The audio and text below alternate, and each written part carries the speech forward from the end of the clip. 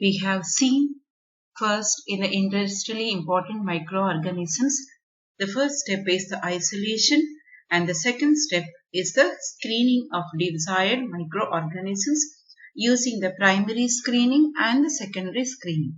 Now we'll move on to the third step is the strain improvement and the preservation. So what is the strain and how we have to improve and preserve it? So objectives of this topic is to get multiple copies of a specific gene and to get high amounts of specific protein or the product, to integrate gene of interest of one organism into another. You have in 1996, you got a Dolly where they have injected the desired genes and to multiple copies we have got it. So same way here, strain improvement and preservation is the desired microorganisms. From there we are getting the strain and that strain we are preserving it. And what are the topics, contents of this topic is that you see the introduction, the ideal characteristics of a strain and purpose of strain improvement and the approaches for the strain improvement, that is the mutant selection, recombination, recombinant DNA technology, and the next is the strain preservation, applications, conclusion, and the reference of the concerned topic.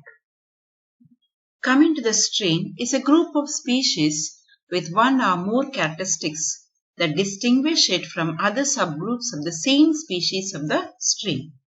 Each strain is identified by a name, number, or a letter.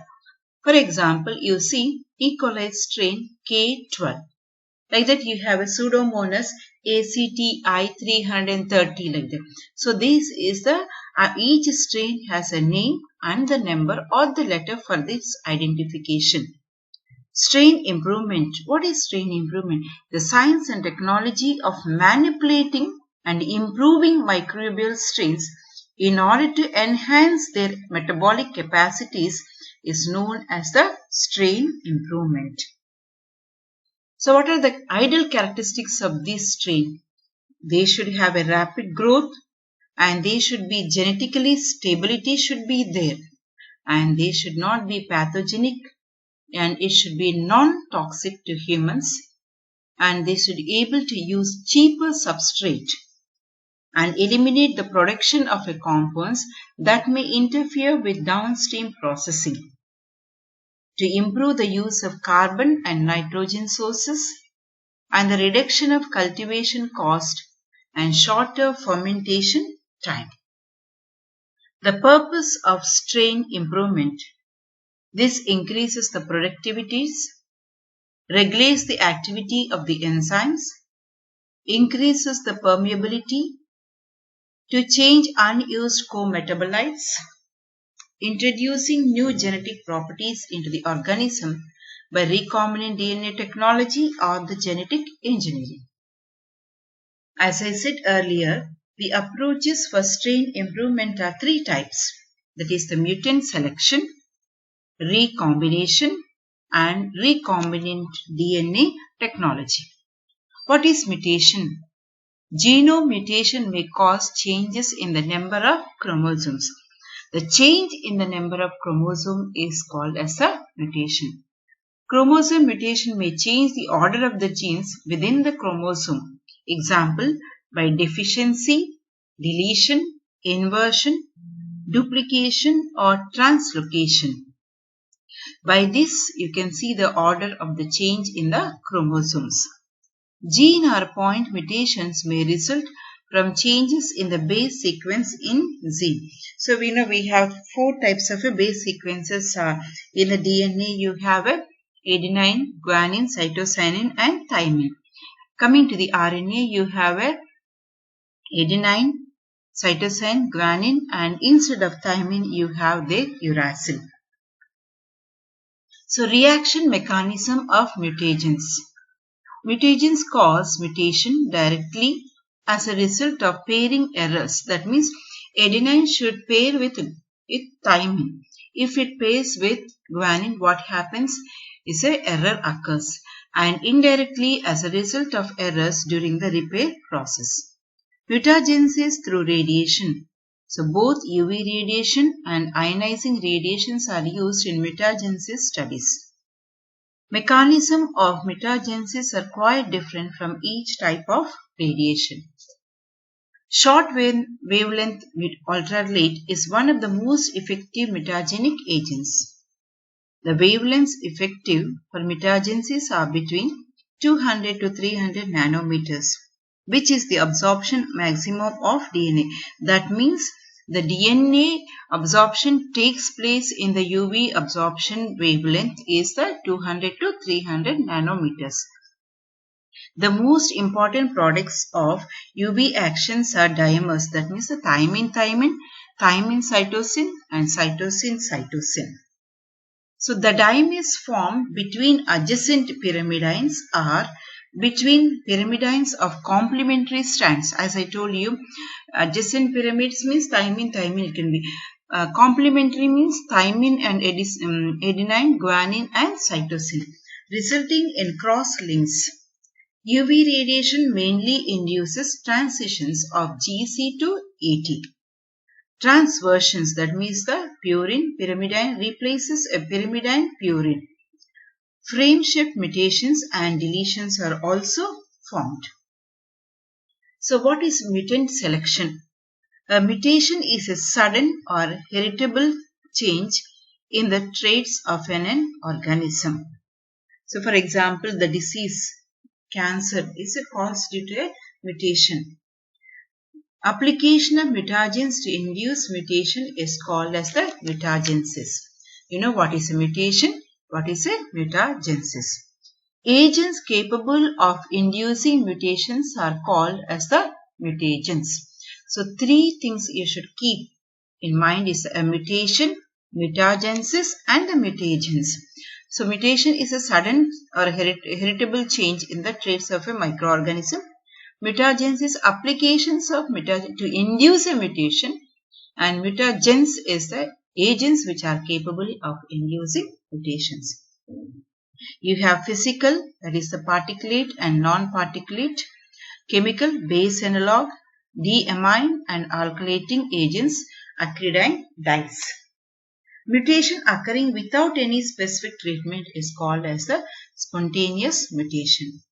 Mutations are resulting due to treatment with certain agents are known as the induced mutation. Now you know the difference between the spontaneous mutation and the induced mutation. So spontaneous mutation occurs without any specific treatment and induced with the specific treatment. So you can see here some mutation induced impact on DNA and the relative effect.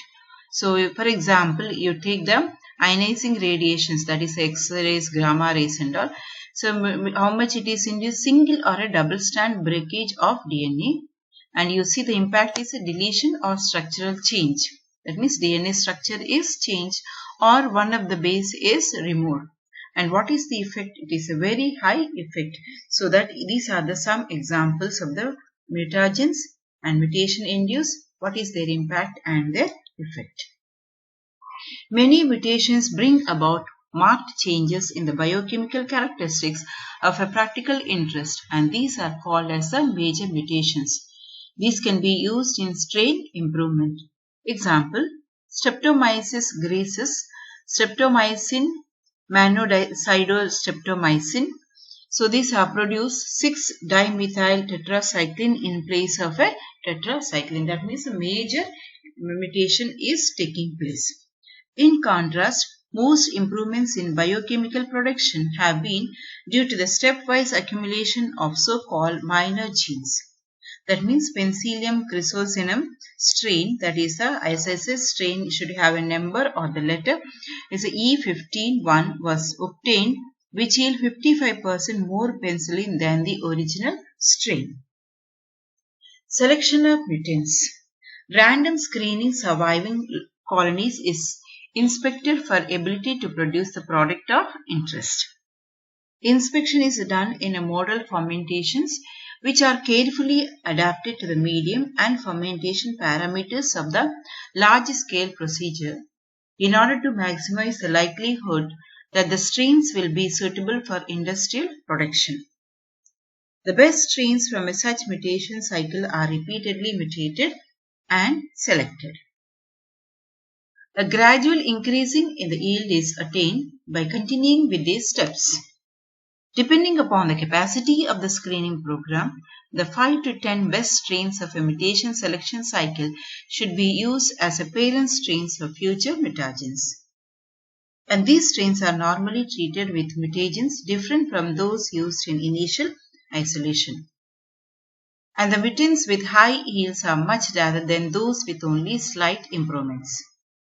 The invariability of mutagen-treated populations is quite high even when mutagens is performed under identical conditions. Thus, it is usually more economical to screen a small number of survivors at about 20 to 50 after many different mutagen treatments. So, selection of mutants. The number of strains which must be screened to obtain mutants with a high yield increase depends mainly on the strain and the condition of mutagenesis, the biosynthesis of pathway, the regulation of the product which is being optimized. Normally, several hundred to several thousand isolates per mutation cycles must be tested. So next is the isolation of mutants. So isolation of auxotropic mutants. It has a defect in one of its biosynthetic pathways, so it requires a specific biomolecule for normal growth and development. Analog resistant mutant.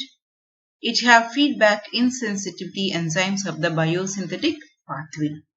The third one is the revertants from non-producing mutants. Of a strain or high producer, mutant mutates back to its original phenotype is called as the reversion and mutant is called as the revertant. So reversion mutant of Streptomyces viridifacient showed over a 6-fold increase in cholotetracycline production over the original strain. Fourth is the selection of a resistant to antibiotic. Produced by the organism itself may lead to increased yields. So Streptomyces oreophasis mutant selected for a resistant to 200 to 400 mg per liter chlorotetracycline showed for 4-fold increase in the production of antibiotics.